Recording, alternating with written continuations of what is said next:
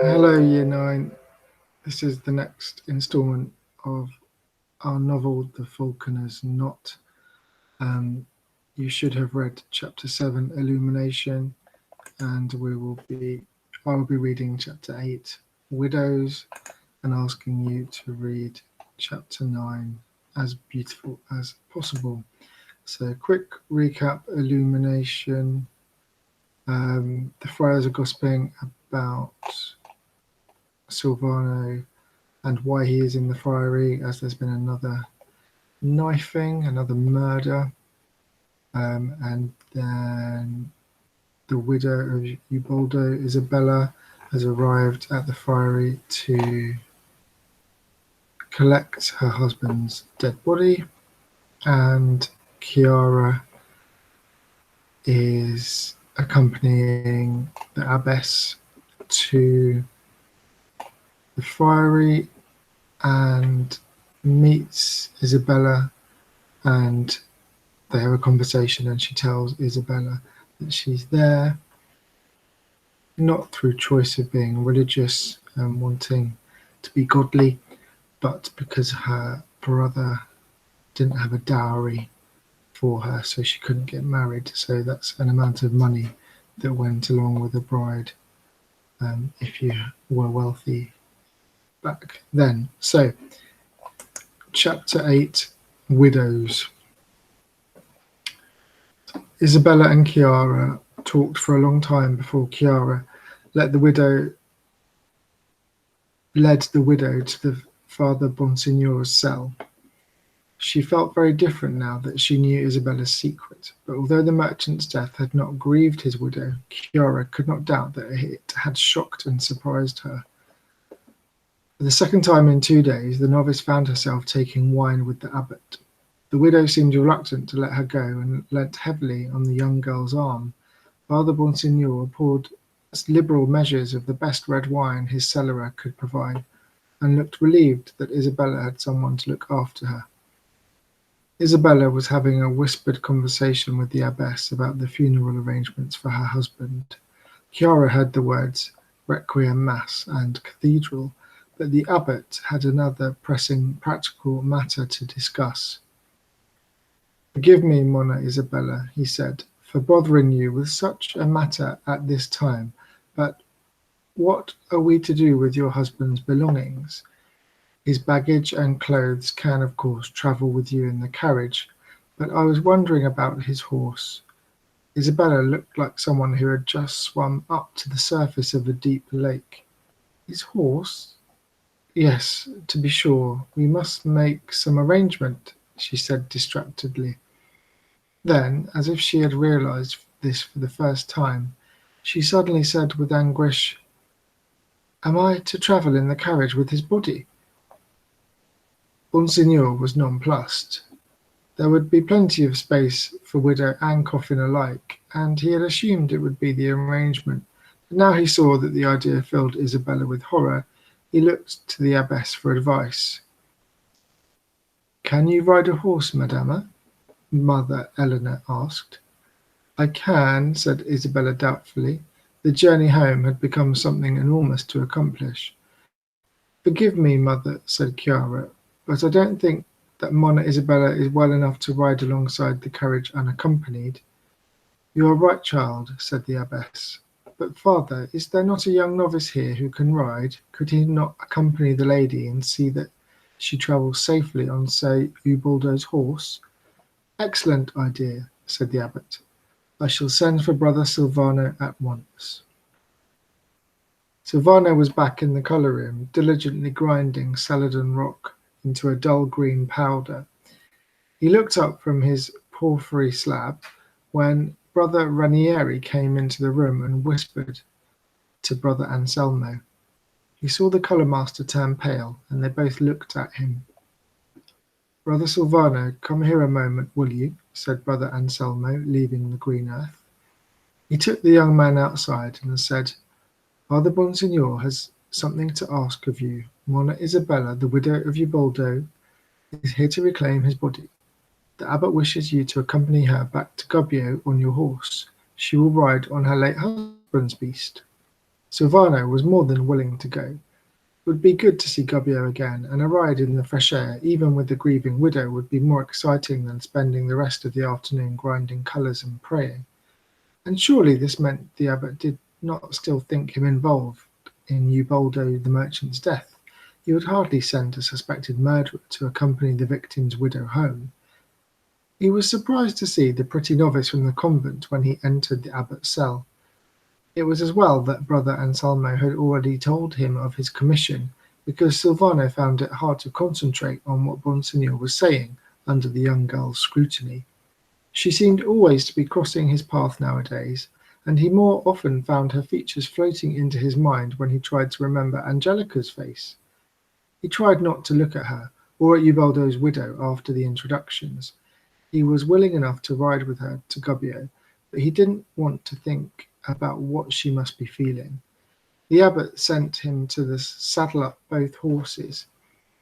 They were to borrow an ancient lady's saddle from the convent, left over from Abbess Elena's secular life, so Silvano accompanied the sisters back to the convent to collect it.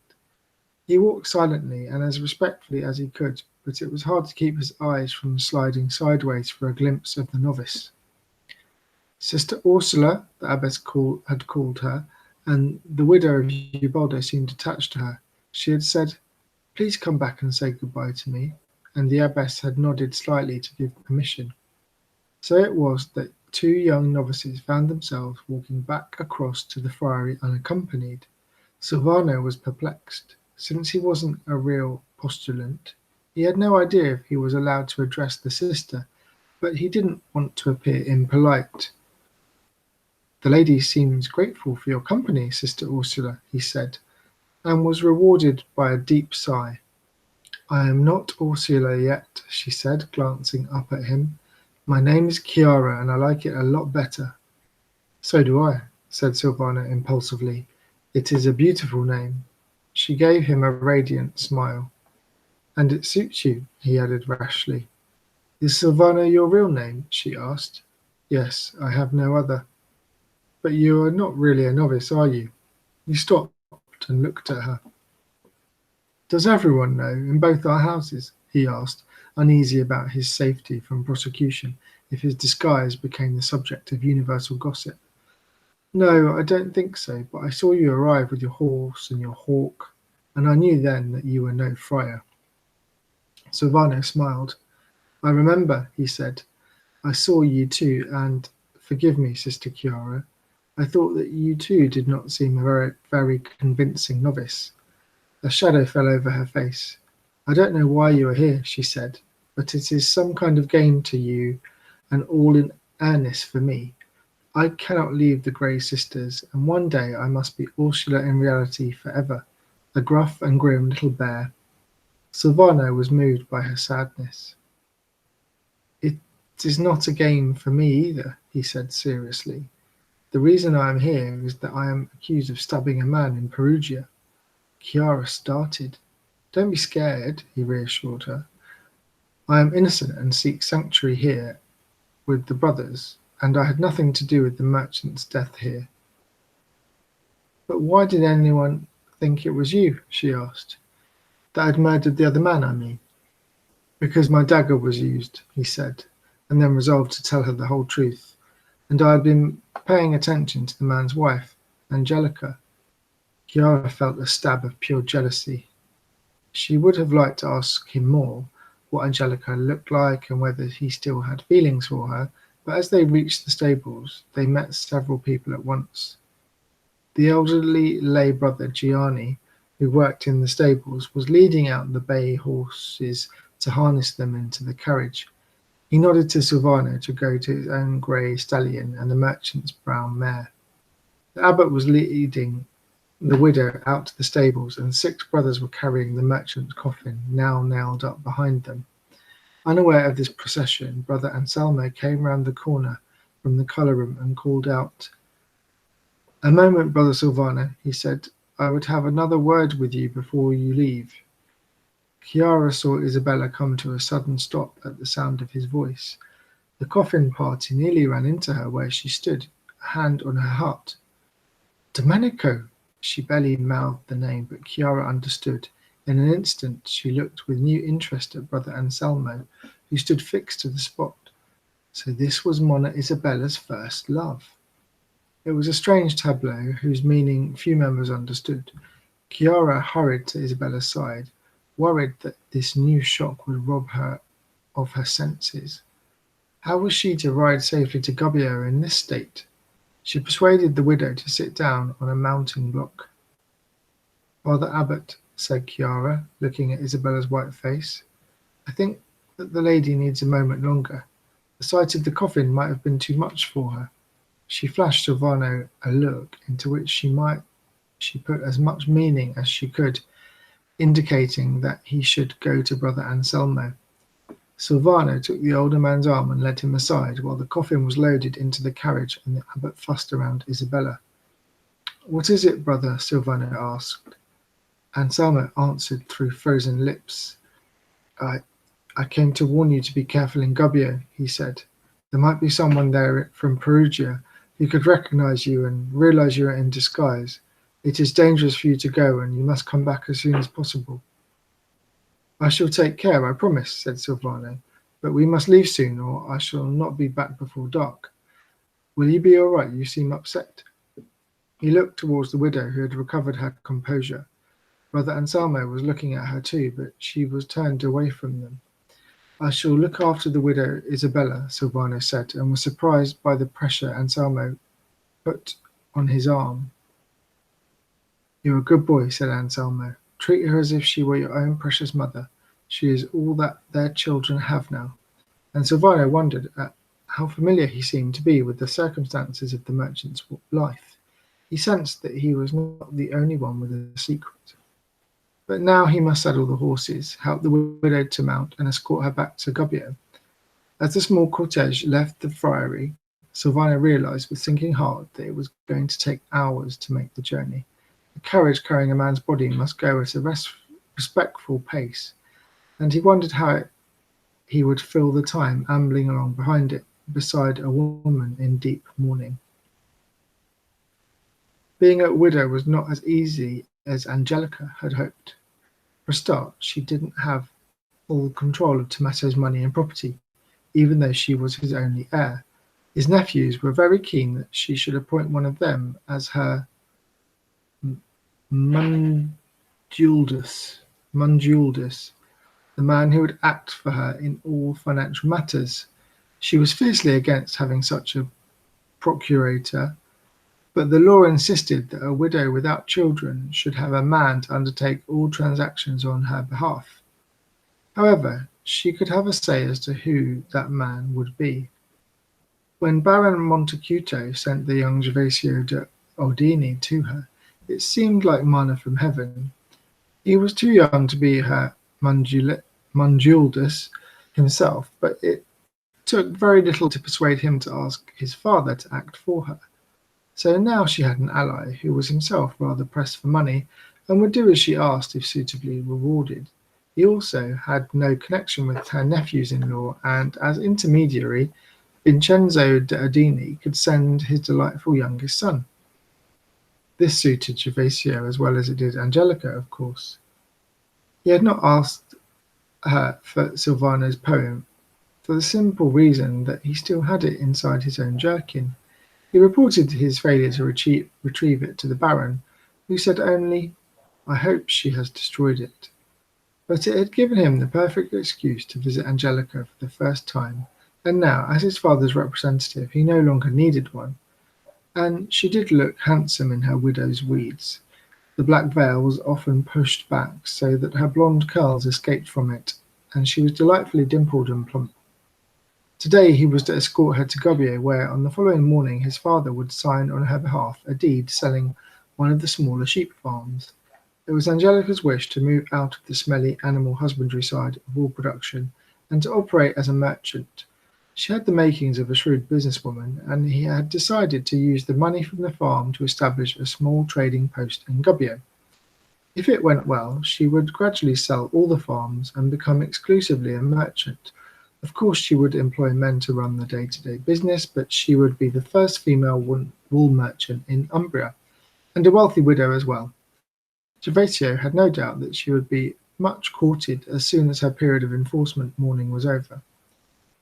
He was to go with her and his father to an inn near the main wool market in the walled city so that they could visit the notary early in the morning and rent suitable premises for trading. They were driven in the handsome carriage which Angelica had insisted that her late husband should buy. Two dappled horses pulled them smartly along the road. They overtook a solemn funeral procession, and the men doffed their caps. Angelica started. The young friar escorting the widow had for a moment reminded her of the good-looking young scoundrel who had murdered her husband, but it couldn't possibly be him. Silvano had disappeared on the night of Tommaso's death, a sure sign of his guilt. Angelica remembered him fondly and wondered if he really had killed Tommaso out of jealousy and love for her. She couldn't feel too harshly towards him since he had released her from such an irksome marriage. "Whose body is it, I wondered?" asked Vincenzo. "A wealthy man by his carriage and his widow's clothes." "We shall find out in Gubbio, perhaps. They are going the same way," said Gervasio, who was still wondering where he had seen that grey horse before. It looked strangely familiar. "Then he died away from home," said Vincenzo. "How sad for him." "Indeed," said Angelica, with a great sigh.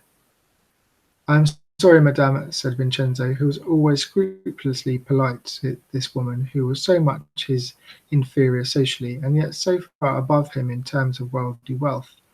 "I have no desire to bring back your own sorrow." "Tell me about that friar you spoke to before we left," the widow said to Silvano as soon as they were out of sight of Giardinetto. "Brother Anselmo?" asked Silvano. "He is the colour-master of our house. I work with him grinding pigments for the artists who work in Assisi." "Has he been in the friary long?" "I have not been there long myself, madame, but I believe it is only a matter of months." "But he is a fully professed friar," she persisted. "He has taken the vows." "Oh yes," said Silvano. "He came from a house in the southern provinces, I believe, where he had been for many years." Isabella sighed. "May I ask why you are interested?" "I thought he resembled someone I used to know in Gubbio," she said, "but I must be mistaken."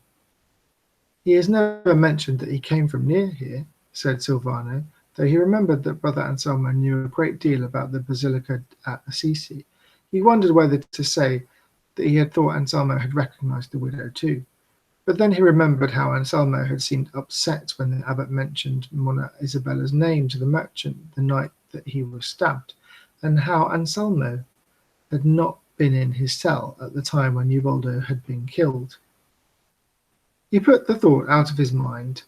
Brother Anselmo was no more a killer than Silvano was himself, but there was a history of some sort between him and Monna Isabella, he was sure. "I'm sorry to take you away from your work," she said, and he was relieved that she had changed the subject. "And to make you ride at such a slow pace. That is a fine horse you have, and capable of great speed, I think." "It is no trouble, madama," he said. "It is my pleasure to accompany you and do anything I can to ease your sorrow." He thought he saw the curve of her mouth behind the black veil. "Thank you, but I hope you don't mind my saying you sound more like a courtier than a friar." "I am a very recent novice with a lot to learn," said Silvano humbly. "And so not yet tonsured," Isabella remarked. He wished she would not be quite so personal with him, but she was almost old enough to be his mother, and he couldn't really avoid her questions except by saying nothing. "And you keep your own horse?" she continued. Silvano didn't know what to say.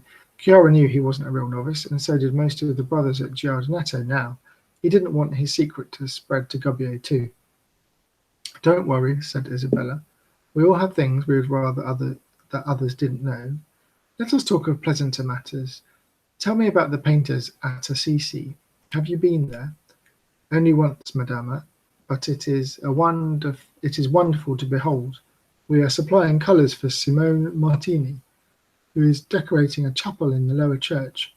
He is going to show me the frescoes by Maestro Giotto in the upper church when Brother Anselmo and I take him his next order." "He needs many pigments, then?" "Yes, so much that the sisters at Giardinetto are also supplying him. Sister Veronica has been running a colour room there for much longer than Brother Anselmo. I didn't meet Sister Veronica, did I? Just the abbess, Mother Eleanor, I think, and that sweet girl, Sister Ursula. She works with Sister Veronica in their colour room, said Silvano. We met them in Assisi. I don't think she is at all suited to life in the convent, said Isabella. Really? Said Silvano. Might I ask why? She is very unhappy, said Isabella. I should like to do something for her. She was so kind to me. Silvano was silent. He realised how sorry he would be to see Chiara go, but that was selfish of him since he didn't expect to be at Giardinetto forever himself.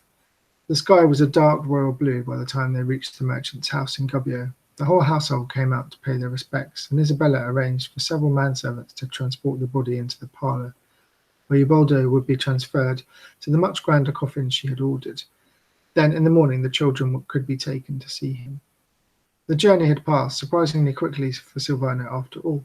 Monna Isabella could be a pleasant companion, and he had enjoyed explaining Ser Simone's frescoes to her.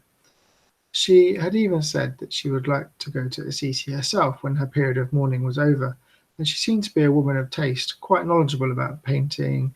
She said she had seen Simone's Mary and Majesty in Siena the year before.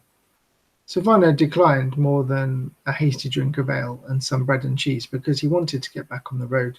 The abbess had said that she didn't want the old saddle back, so he was unencumbered on the homeward road and relished the thought of a proper ride.